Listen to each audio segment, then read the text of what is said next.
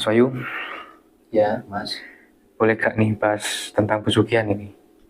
Boleh, Boleh, monggo boleh. silahkan. Yang saya tahu di Indonesia ini ya, terutama di Pulau Jawa ya Mas Wayu, pesugihan kan yang terkenal ada di sini di pantai selatan di Nyi Roro Kidul ya Mas Wayu, atau Nyi Dorong.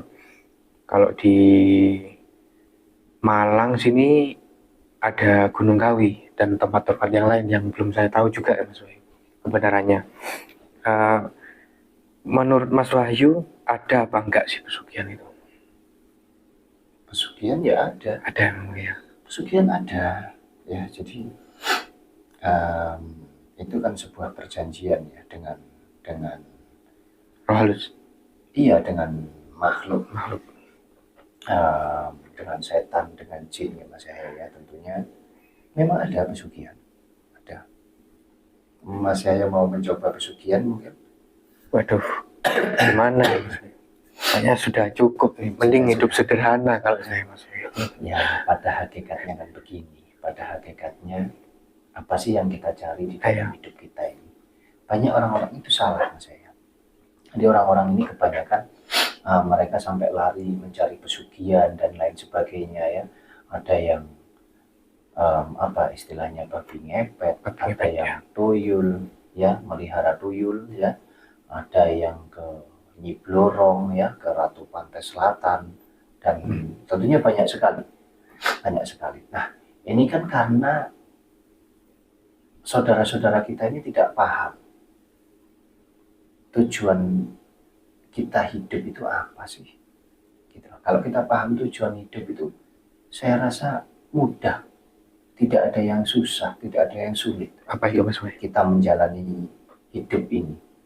Ya tujuan kita hidup itu apa ya? Cuma satu, mati. Mati. Oh iya benar juga sih. Iya kan? Nunggu mati aja ya Mas. Begini, jadi kita tidak pernah tahu, tidak pernah kita rencanakan kapan kita dilahirkan di dunia ini. Dan kita juga tidak akan pernah tahu kapan kita akan diambil atau kembali untuk tidak menempati dunia ini. Itu kan sudah kodrat. Itu sudah takdir daripada ilahi. Jadi kalau sudah dikasih hidup, berarti kan kita tinggal nunggu apa ini? Nunggu mati. Ya, akan tetapi bukan berarti menunggu mati itu terus kita berdiam diri, kan tidak. Kita diberikan akal, budi, pikiran ini tadi. Untuk apa? Ya untuk kita gunakan. Kita gunakan untuk apa? Ya untuk menunjang semua unsur kehidupan ini tadi. Secara jasmani tentunya. Gitu loh. Kalau kita dikasih hati, kita dikasih rasa, itu untuk menunjang rohaninya. Gitu loh. Makanya, kalau kita paham tujuan hidup, udah jelas kok kita nantinya akan mati. Oh lahir itu udah nggak bawa apa-apa. Mati juga nggak bawa apa-apa. Terus kenapa kita harus takut? Kenapa kita harus serakah jadi manusia? Kan kebanyakan serakah. Karena serakah itulah akhirnya kita lari ke pesugihan dan lain sebagainya. Kita takut kehilangan harta benda kita. Karena kita nggak paham tujuan hidup. Kalau buat saya sederhana kita menjalani hidup itu. Apa sih yang kita butuhkan? Kecukupan. Cukup. Untuk memenuhi kebutuhan hidup. Bukan memenuhi tuntutan hidup. Jadi sederhana saja. Makan. Apa sih bedanya makan dengan kerupuk saja dengan kita makan pakai daging? Kalau kita paham hakikatnya, tujuan makan itu apa sih? Kenyang. Supaya kenyang. Kalau kenyang untuk memenuhi kebutuhan tubuh ini tadi. Supaya dirubah menjadi energi di dalam tubuh kita. Kan demikian. Nah kalau memang adanya kerupuk, yang penting pikiran kita senang, hati kita senang, kita nikmati itu. Apa bedanya dengan kita makan daging? Sedangkan kalau kita makan daging, kita nggak mampu mensyukuri itu. Kita nggak mampu menikmati itu. Karena apa? Pikirannya kacau.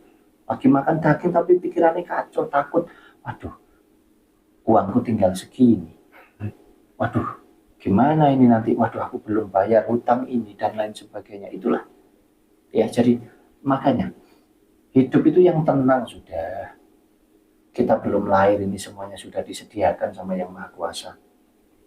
Ya, langit, bumi dan isinya ini sudah diciptakan lebih dulu.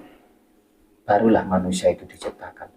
Nah, terus kok masih takut? Ini sering kali saya ulang-ulang. Untuk apa? Dan apa yang kamu takutkan? Kalau kamu merasa bahwa Tuhan itu memang ada, ya, Gusti Allah itu ada dan kamu punya iman, nggak ada yang perlu kamu takutkan. Kembali ke pesugihan lagi Mas Wahyu. Ya, Saya juga bingung kadang apa sih motivasinya orang-orang ya. melakukan pesugihan. Menurut Mas Wahyu, apa sih hukumnya ini? Melakukan pesugihan. Kalau menurut Mas Wahyu. Ya begini Mas ya. Kembali lagi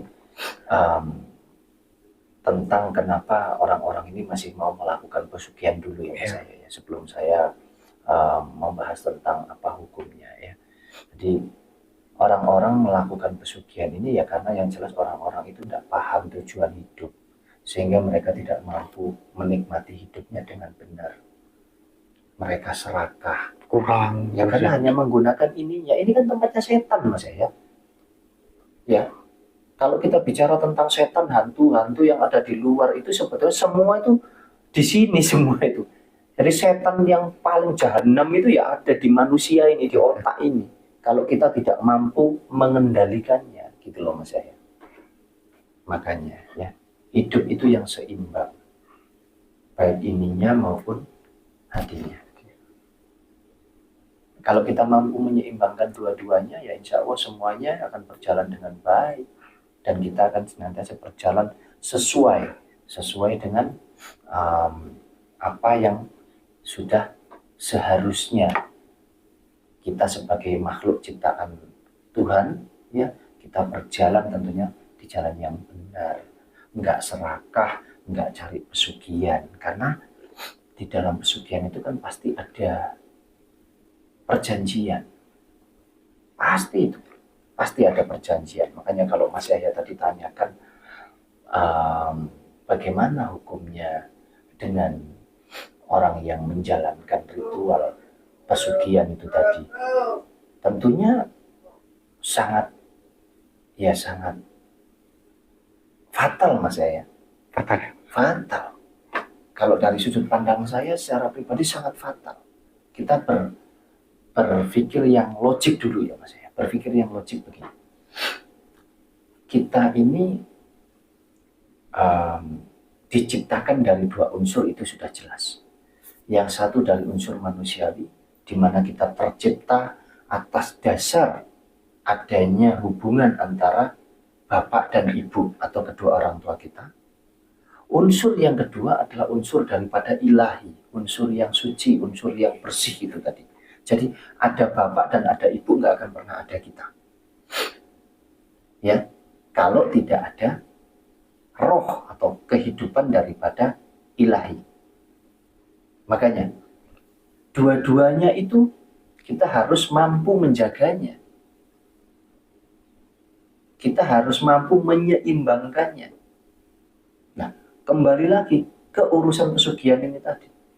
Nah, kalau kita memujanya ke setan, kita memujanya itu kita ke Nyi Roro Kidul, ke Blorong, ke tempat-tempat tertentu apapun namanya, yang intinya adalah bahkan juga nyembah pohon juga Mas Wahyu. Iya, yang intinya adalah kita menyembah sesuatu yang tidak seharusnya. Ya secara logika beginilah. Kalau Mas Yahya nurut dengan orang tua Mas Yahya, ketika Mas Yahya keluar dari rumah, nanti pulang Mas Yahya kembali ke rumah, kira-kira diterima nggak dengan orang tuanya? Diterima. Tapi ketika Mas Yahya tidak nurut, bahkan Mas Yahya melawan dan Mas Yahya lebih percaya atau lebih nurut dengan orang lain, tentunya akan menimbulkan kekecewaan. Sehingga ketika Mas Yahya pulang bisa jadi ditolak sama orang tuanya Mas Yahya. Simple kan? Nah, Tuhan pun demikian. Tuhan itu tidak mau diduakan. Kalau kita beriman kepada Tuhan, ya pasti kita akan kembali kepada Tuhan. Tapi kalau Mas Yahya berimannya kepada Nyi Blorong, Mas Yahya berimannya kepada Ratu Pantai Selatan, ya. Mas Yahya berimannya ke Gunung Kawi.